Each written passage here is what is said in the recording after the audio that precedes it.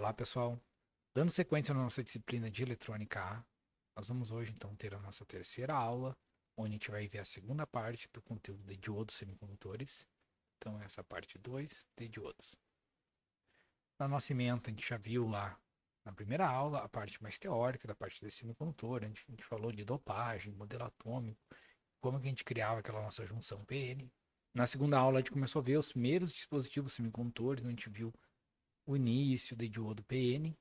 Agora, a ideia dessa terceira aula é então expandir essa análise de diodo, entrando aqui no tópico de curva, característica, folha de dados, as características dinâmicas, questão de capacitância de transição, termos de conversão reversa, e também a gente vai ver aqui nossa equação de diodo e reta de carga. A primeira coisa que a gente vai ver é como testar, como a gente testa um diodo na prática, mesmo em multímetros de baixíssimo custo, como esses multímetros em amarelo aqui, ó, que custam hoje em dia, em 2021, tá? Esse cara aqui custa menos de R$ 30, tá? É bem acessível, então é bem provável que vocês tenham acesso, seja na empresa que vocês estão trabalhando, seja por conta, tá? É bem acessível de vocês terem acesso ao multímetro aí que custa apenas R$ 30, tá? Então, esses multímetros, mesmo esses multímetros de mais baixo custo, como esses amarelinhos chineses aqui, vocês vão ver que ele tem aqui, ó, aqui o marquinho vermelho, ó, ele tem aqui um símbolo de diodo. Esse símbolo aqui é o teste de diodo. Então esse cara aqui é muito útil, porque vocês pegam um diodo, vocês não têm certeza se ele está funcionando ou não. Então, seja para testar um diodo que já está na placa, seja para testar um diodo novo que vocês vão colocar, eu sempre aconselho a fazer esse teste em aula prática da disciplina, porque é um dispositivo extremamente rápido de testar. E caso vocês não testem ele, vocês não têm certeza se está funcionando ou não. Quando vê, vocês montaram um setup e aí deu todo um problema porque tinha um diodo lá no meio atrapalhando, né? Então, é tão rapidinho de testar isso que eu acho que sempre vale a pena perder alguns segundos ali e fazer esse teste. Então, basicamente, o que a gente faz? A gente vem aqui nesse teste de diodo e a gente vai fazer dois procedimentos, tá? Procedimento 1, procedimento 2. A ideia é o quê? A gente faz a chamada polarização reversa, ou seja, a gente vai botar a ponteira vermelha aqui, essa aqui, a ponteira vermelha, a gente vai colocar ela lá no nosso diodo, tá? Vou desenhar ele aqui, então o diodo aqui, onde ele tem um risquinho para indicar a nossa barra. E o que isso aqui está indicando? É a barra do diodo. Então isso aqui é o diodo aqui, em simbólico assim, tá? Então o que a gente faz? A gente põe o vermelho aqui e o preto aqui, a ponteira vermelha e a ponteira preta. Dessa maneira a gente faz uma polarização reversa. O que a gente vai enxergar aqui? Ele vai aparecer OL, tá? Ou seja, Open Loop, circuito aberto. Por quê? Na polarização reversa, o nosso diodo fica bloqueado, então ele fica com o circuito aberto. Depois a gente faz o segundo procedimento, que é fazer a polarização direta. Então a gente vai mudar essas ponteiras. A gente vai botar a vermelha aqui e a preta aqui no segundo teste. Ou seja, a gente está fazendo uma polarização direta. O que vai acontecer? Que aqui nesse teste de diodo vai aparecer um número aqui. Vai aparecer 0,5, 0,6, 0,7. Vai aparecer esse número. Esse número é a queda de tensão direta. O que acontece? O multímetro injeta uma pequena corrente baixa ali. Cada multímetro tem um valor, tá? Mas algo na casa de miliamperes. Então, uma corrente bem baixa, 1, 10 milha, algo baixo, assim. E aí ele mede qual é a queda de tensão. O que acontece é que esse diodo vai ter uma queda lá de 0,5, 0,7 volts, tá? Então, dependendo do diodo, até pode ter quedas maiores, tá? Então, ou menores, dependendo do tipo de diodo. Mas enfim, vai ter um valor lá que vai representar a queda direta. Se neste teste aqui ainda aparecer OL, quer dizer que o nosso diodo queimou aberto, ou seja, ele nunca vai entrar em condução. Se no primeiro teste aparecer alguma coisa, é porque o diodo queimou em curto-circuito. Então, ele não pode dar o mesmo resultado nos dois testes, tá? Então, polarização reversa, OL, polarização direta, um valor muito baixo de queda de tensão. Outros multímetros, tá? Isso aqui normalmente já começa aparecendo nos multímetros tem um custo um pouquinho mais elevado, mas também multímetros ali na ordem de R$ 80 já tem esse tipo de teste, que é esse aqui, ó. É um aviso sonoro. Esse multímetro aqui, no caso, ele tem os dois, tá? Aqui, se vocês olharem aqui do ladinho, ó, tá o teste de diodo. Deixa eu ver se eu consigo dar um zoom aqui. Aqui, ó. Se vocês olharem aqui, ele tem o teste de diodo, mas ele também tem esse teste sonoro, tá? Então, o que é a ideia aqui? Para usar o teste de diodo é o mesmo procedimento do outro que a gente já viu, tá? Daquele que a gente viu por baixo custo. Para fazer o teste sonoro, é a mesma ideia. Então, na polarização reversa, ele vai aparecer OL. porque ele ainda é um circuito aberto. Na polarização direta, em vez de aparecer um valor ali de 0,5, 0,7 volts, como vai ser um valor muito próximo de zero, como ele está medindo a impedância, como a impedância é muito baixa, ele vai chegar muito próximo de zero. Então, ou aqui na tela vai aparecer alguma coisa pequena, ou então vai indicar o aviso sonoro. Tá? Alguns multímetros, como a queda de diodo ali, diodos, principalmente diodos que tem queda maior, perto de 1 volt, às vezes eles não apitam, tá? Mas normalmente os diodos, quando eles conduzem com uma queda baixa, a maioria dos multímetros apitam, mas não é obrigado a apitar, tá? Não é obrigado a ter esse aviso sonoro. O que ele vai fazer, ele vai indicar aqui que está conduzindo. Tá? Então, só lembrando, tá? Esse multímetro aqui, ele tem os dois testes, tá? Então, ele tem aqui tanto o teste de diodo normal que a gente viu, quanto o teste sonoro.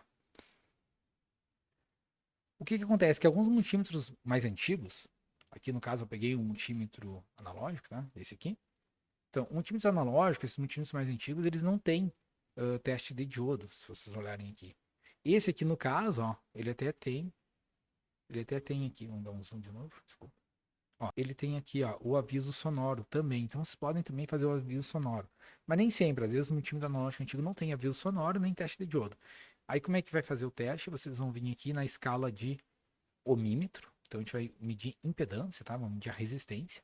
A gente vai fazer a mesma coisa, mesma ideia, tá? Então, polarização direta e polarização reversa. Então, na polarização direta, que a gente vai botar aqui, ó, a ponteirinha vermelha no diodo e a ponteirinha preta do outro lado do diodo. No diodo componente, tá? Normalmente ele é um cilindrinho com risco, tá? Então, tem um risquinho, normalmente é preto com risquinho branco ou transparente com risquinho preto aqui, tá? Esse aqui é o nosso diodo. Tá aqui o desenho. Essa barra, esse risco que ele tem vai representar a barra. Então, vocês vão fazer a polarização direta. E o que vocês vão medir aqui? Uma baixa impedância. Então, a gente vai medir uma resistência muito baixa, indicando que ele está conduzindo. E quando fizer a polarização reversa, vocês vão medir uma impedância alta, indicando que ele é um circuito aberto. Esse procedimento de teste de ohmímetro, ele também pode ser usado naqueles outros multímetros, tá? Porque se pegarem esse multímetro aqui, ó, ele tem medidor também de impedância. Tá aqui, tá abaixo dos meus rabiscos aqui. Não sei se vai dar para enxergar aqui, mas enfim. Tá aqui nessa parte aqui também. Dá para ver, ele tem medidor de impedância. E esse aqui também tem, ó. Esse aqui é mais fácil de enxergar porque meus rabiscos não taparam. Então aqui. Então, a gente também poderia medir como impedância, mas nos multímetros que tem o teste de diodo, eu aconselho usar o próprio teste de diodo. Quando não tiver, usem teste sonoro. E quando não tiver nenhuma dessas opções, então usem, por último aqui, o medidor de resistência. Dessa maneira, então, com qualquer tipo de multímetro que vocês tenham, por mais baixo custo que seja, por mais antigo que seja, vocês vão conseguir testar um diodo. Outra característica que é muito importante da gente entender de diodos é entender a curva real. Tá? Então, quando a gente fala lá em modelos de diodo, o que a gente faz? Quando a gente pode fazer o diodo idealizado, então, para tensões negativas, ele está em polarização reversa. Esse gráfico aqui ó, é tensão versus corrente. Tá? Então, tensões negativas, a corrente muito próxima de zero no diodo ideal. Tensões positivas, a corrente tende a infinito. Tá? Diodo ideal sem queda. Naquele modelinho que a gente fez, onde ele tem uma queda de 0,7 volts, ele vem 0 aqui, e aí ele sobe linha reta em 7, 0,7. Esse aqui é o modelo do diodo que a gente põe apenas a fonte de 0,7 de queda.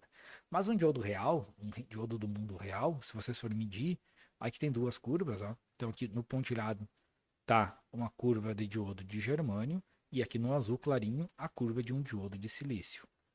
Então, o que acontece aqui é que a gente vê que não é aquela coisa do modelo idealizado, tá? Então, nós temos uma curva que corresponde a essa curva exponencial aqui. E essa equação tá aqui, ó.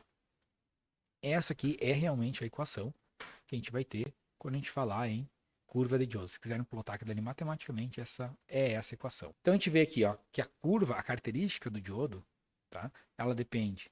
A corrente D do diodo, ela vai depender aqui do VD, que é a tensão. Mas ela depende de outros parâmetros também. Se a gente for olhar aqui, ele depende desse parâmetro K. Esse K vem do tipo de material, então para germânio aqui ele é igual a 1, para silício ele é igual a 2. Ele também depende da temperatura em kelvins, tá? Então TK aqui. Então a temperatura em kelvins é a temperatura em graus Celsius mais 273 graus. Então depende da temperatura. Ou seja, como a gente viu lá que uma estrutura semicondutora ela é dependente de componentes externos, como temperatura, corrente, a temperatura do nosso componente vai também modificar a sua curva característica. Então percebam que a curva real, que é essa curvinha azul aqui de um diodo do mundo real, de um diodo não ideal, ela responde a essa curva aqui. Se a gente quiser trabalhar aqui, ó, nessa faixa mais baixa, aqui no caso, essa escala aqui é em miliampere, tá? Então 4 miliampere, com tensões baixas de 0,7 volts, a curva é bem exponencial, tá? Tá bem aqui no joelho da curva. Agora, se a gente começa a trabalhar mais para cá, ela começa a ficar mais reta, tá? Mais linearizada, ou seja, ela começa a ficar mais parecida com aquele modelo que a gente fez. Por causa dessa curva, a gente define algumas resistências, tá? Eu gosto de botar aspas aqui para vocês entenderem, tá? Que não é resistência, na verdade é relação entre tensão e corrente, tá? Então, relação entre tensão e corrente que a gente tem num diodo, basicamente nós temos 3 tipos aqui, tá? A primeira é a resistência DC ou estática. O que a gente faz? A gente pega a tensão e a corrente que o diodo tá naquele momento e divide, tá? Tensão dividido por corrente, a gente tem a resistência do diodo. Outra questão que a gente pode ver também é a característica AC, ou dinâmica. O que a gente faz? A gente faz que a variação da tensão dividido pela variação da corrente, e isso aqui em torno de um ponto de equilíbrio, tá? Então é aquela questão lá de modelo médio que a gente já viu em várias disciplinas, tá? Então, o que é a ideia? É achar um ponto de operação Q, um ponto quiescente de operação, e a gente fazer, apesar da curva ser aquela exponencial, que a gente linearizar ela para uma reta e trabalhar com ela aqui em torno desse ponto, com um ΔV e um ΔI, em torno desse ponto, a gente aceita isso, tá? A gente vai ver isso aqui, que isso aqui vai ser 26 milivolts dividido pela corrente que passa no diodo, tá? Esse 26 milivolts, eu já mostro para vocês onde que vem isso aqui, tá? Tô no slide, acho que no slide 11, no próximo slide a gente vai ver onde que vem isso. E também a gente pode fazer também o modelo médio AC. O que é a ideia do modelo médio AC? Ele não é para ver o em torno do ponto Q de operação. A gente pega 2 pontos, por exemplo, aqui ponto 1 e ponto 2, e faz a média desse ponto. O que acontece? Que exatamente no ponto 1 ou no ponto 2 não tem erro, e aqui no meio aqui o erro é maior, e distanciando aqui um pouquinho mais também vai estar, tá? Porque daí o erro vai estar assim, a curva vai estar aqui, né? Então, conforme a gente está aqui, a gente tem um erro, tá? Todos esses modelos têm um erro associado. A questão é que esse aqui, se não oscilar, tá correto. Esse aqui, se não oscilar, tá correto. E esse aqui, se oscilar pouco, a gente tem um certo erro aceitável, tá? Então, dependendo do que a gente está querendo analisar, a gente usa um desses modelos. Tá? Dessas aqui, eu acho que a única que merece uma explicação um pouco maior é a resistência CA. Tá? As outras eu acho que vocês lendo lá o livro texto, vocês vão conseguir entender de onde que ela vem. Tá? A única que talvez precise de uma explicação melhor é essa resistência CA. O que é a ideia? Pega um ponto de operação Q e a gente vai aquela ideia de perturbação. Tá? Então a gente perturba o sistema e vê o que acontece com o sistema. Tá? Essa é mais ou menos a ideia. Mesma ideia lá de controle. Tá? O que a gente faz aqui? Então a gente pega um ponto Q, que no caso foi pego 25 mA, e aí a tensão aqui é alguma coisa perto de 0,8. Tá? Então a gente pega um ΔI e um ΔV. Agora a questão é, percebam que neste ponto aqui, ó, 25 perto de 0,8, ó, o nosso ΔV é muito pequeno, tá? A variação de tensão aqui, ó, é bem pequena, mas a nossa variação de corrente é muito grande. Agora, se a gente pegar em outro ponto da curva, como aqui, ó, 2 mA e 0,7, mais embaixo, que a gente vê então que a nossa variação de tensão é maior, ó, inclinação, em relação à variação de corrente que é menor. Então, neste ponto, uma alta variação de corrente, uma baixa variação de tensão. Neste ponto, a variação é intermediária, tá? Então, tem uma maior variação de tensão e uma menor variação de corrente. Então, a resistência CA, ela vai depender do ponto de operação que vocês estão pegando. Então, dependendo se vocês pegar aqui no Q1 ou aqui no Q2, depende do ponto de operação. Mas, obviamente, em torno do ponto de equilíbrio, ela é válida. Então, se vocês estão operando aqui com correntes próximas de 25, vocês têm que modelar para próximo de 25. Se estão trabalhando com perto de 2 milho, você tem que modelar para perto de 2 milho. Essa resistência dinâmica aqui, a gente vai usar bastante ela, principalmente lá na eletrônica B. Tá? Ela vem então aqui da derivada, tem explicação no livro lá, vocês podem olhar. Eu coloquei aqui no slide, se quiserem olhar com mais calma, tá? Mas ela vem de pegar e derivar aquela equação que a gente viu, tá? Corrente de saturação, aquela exponencial que depende do fator K, que depende do material, tensão direta, temperatura. A gente pega e deriva essa tensão, essa relação entre tensão e corrente, a gente faz a derivada disso e trabalha aqui, ó, o K para para germânio e silício e tal. A gente vai manipulando isso, coloca a temperatura de operação. Então, vejam bem, para uma temperatura de 25 graus, tá? Então, em kelvins é 25 mais 273 Celsius, então a gente tem 298 kelvins, tá? Então a gente consegue trabalhar com isso e ver que isso aqui, essa proporção aqui é praticamente fixa. Então a gente vai ter lá que a resistência dinâmica, tá? A resistência Ca, para características normais, para germânio e silício aqui, e numa temperatura normal, a gente tem que ela vai ser algo próximo de 26 milivolts dividido pela corrente, tá? O que que acontece aqui? Isso aqui, para diodo, a gente não vai usar muito, tá? Não é tão útil assim para diodo. Mas a gente vai ver depois um outro elemento chamado BJT. O BJT ele é um elemento de 3 terminais. Esse é o símbolo dele, tá? Então, BJT, que é um transistor bipolar de junção. A gente vai ver que ele tem 3 elementos. Ele tem um elemento base, um elemento coletor e um elemento emissor. Então ele tem 3 pontos aqui que a gente pode ligar coisas nele, tá? 3 pontos, base, emissor e coletor. E ele tem estão vendo que tem uma seta aqui entre base e emissor? Isso aqui a gente vai ver depois que construtivamente isso aqui é uma junção PN, tá? Então a gente vai ver, por exemplo, aqui vai ser N, P e N. Então entre base e emissor a gente tem um PN. Então, essa seta que está aqui, ó, é um diodo que naturalmente nasce na construção desse elemento. Então, intrinsecamente dele lá, por causa da topologia de construção, a gente vai ver isso, tá? Na segunda parte da matéria, não se assustem ainda. Mas a gente vai ver que aqui entre base e emissor nasce naturalmente um diodo. E esse diodo que a gente precisa modelar ele, de alguma maneira. E lá na eletrônica B, quando a gente for fazer características de dinâmicas para amplificadores de pequeno sinal, a gente vai ver que essa característica aqui do diodo é responder a 26 milivolts dividido pela corrente que passa aqui. No caso, né, aqui é a corrente do diodo, né, porque a gente está mudando para diodo, mas a corrente desse diodo aqui é a própria corrente do emissor, tá? Porque esse terminal é emissor. A gente vai ver que a corrente do emissor é a soma da base e do coletor, tá? Não se assustem ainda, não se preocupem com isso, mas só lembrem disso. Vocês viram que isso vem da característica, tá? Vem da própria equação característica do diodo. Derivando ela, a gente consegue chegar nessa relação de 26 milivolts dividido pela corrente. E isso vai ser muito útil na próxima disciplina que vocês vão fazer. Lembrando que aqui a gente está em eletrônica A e na eletrônica B vocês vão ver essa parte de característica dinâmica do transistor. Então, quando vocês virem lá 26 milivolts, lembrem desse slide aqui. Outra característica dinâmica, tá? Que não são característica estática, que é muito importante a gente levar, é o TRR, ou seja, o tempo de recuperação reversa. O que que acontece? Se a gente pegar um diodo, tá? Aqui, por exemplo, um diodo, ele está sendo excitado, tá? Então, com uma senoide. Aqui. Então, nesse semiciclo, a senoide é positiva. Nesse semiciclo, a senoide é negativa. Então, o que que é a ideia aqui? É que um circuito ideal, nesse aqui como é positivo, é polarização direta, o diodo vai virar um curto-circuito e vai aparecer aqui. Então, idealmente, o que vai aparecer na saída aqui é aquele semicírculo positivo reproduzido. E aqui, nesse segundo semicírculo, que ele é negativo, então o diodo vai estar polarizado reversamente e ele vai ficar zero. Isso que é o ideal que a gente deveria ver. Aí no outro semicírculo positivo, de novo, zero, de novo, zero, de novo. O que que acontece? Que para sair de condução, que é o semiciclo aqui, primeiro semiciclo, para entrar no bloqueio, que é o segundo semiciclo, o diodo, obviamente que ele tem que pegar lá, se lembra da junção PN, né? Então, o diodo, ele é um material do tipo P aqui, material do tipo N aqui.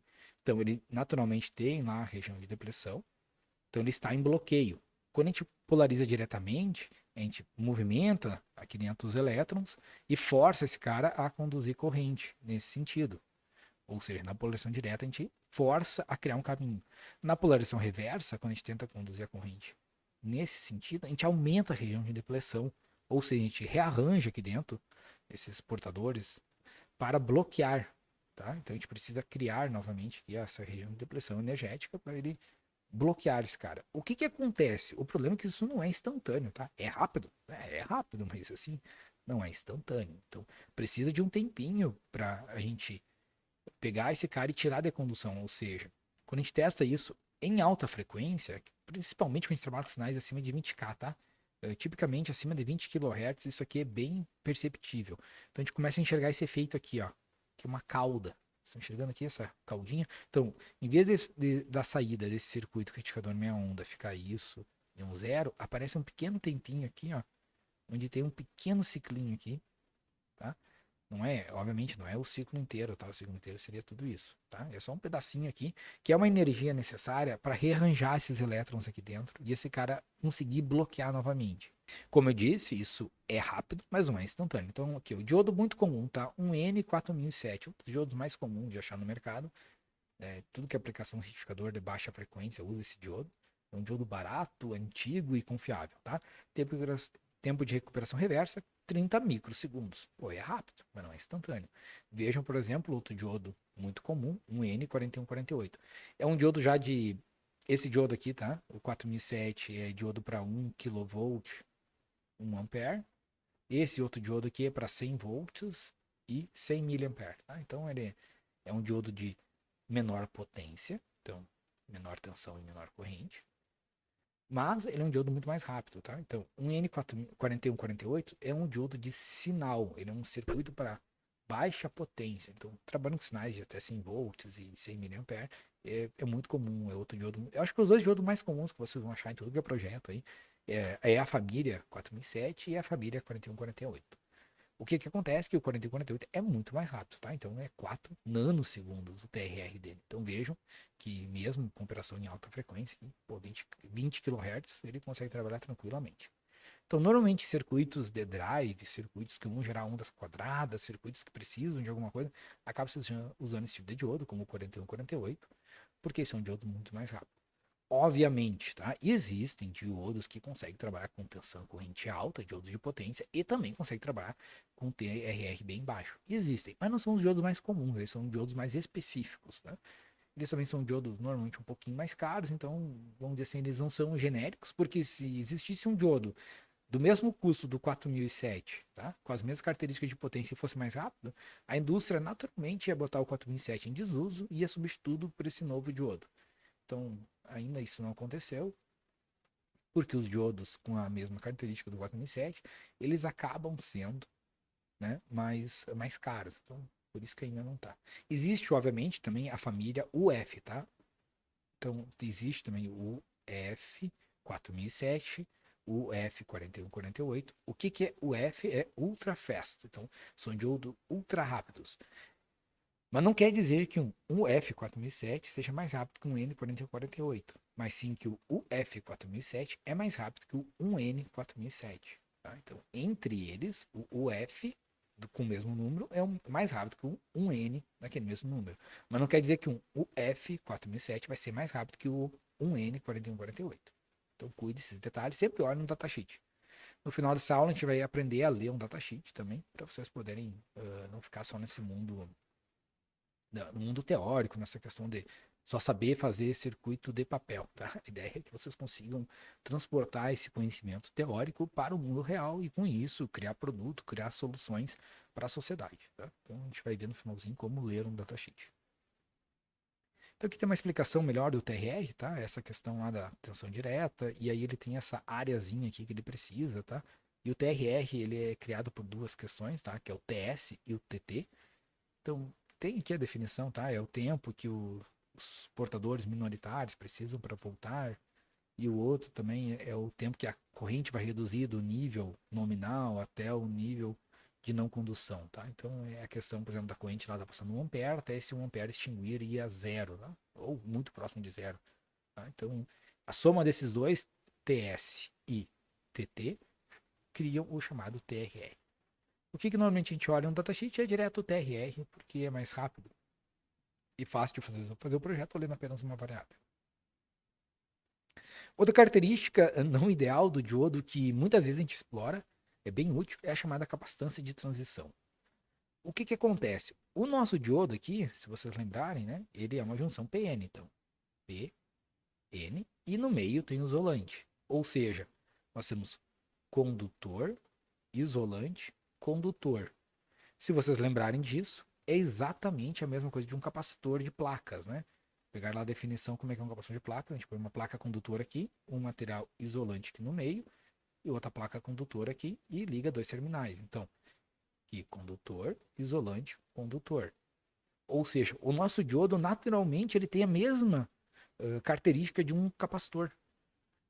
Por isso, também, a gente vai ver que ele tem essa característica, esse efeito capacitivo, tá? Então, essa aqui é a chamada de capacitância de transição ou capacitância de difusão num diodo semicondutor. Basicamente, o que acontece? Essa região de depressão, ela naturalmente tem um tamanho, e quando a gente polariza ele reversamente, a gente aumenta a região, né? Você lembra disso? Polarização reversa, a gente aumenta a região de depressão. Polarização direta, a gente diminui a região de depressão, e aí quando a gente ultrapassa lá os 0,7 volts, a gente extingue ela e passa a conduzir. Mas de 0 volts até lá um nominal de 0,7, a gente só está diminuindo a região de depressão.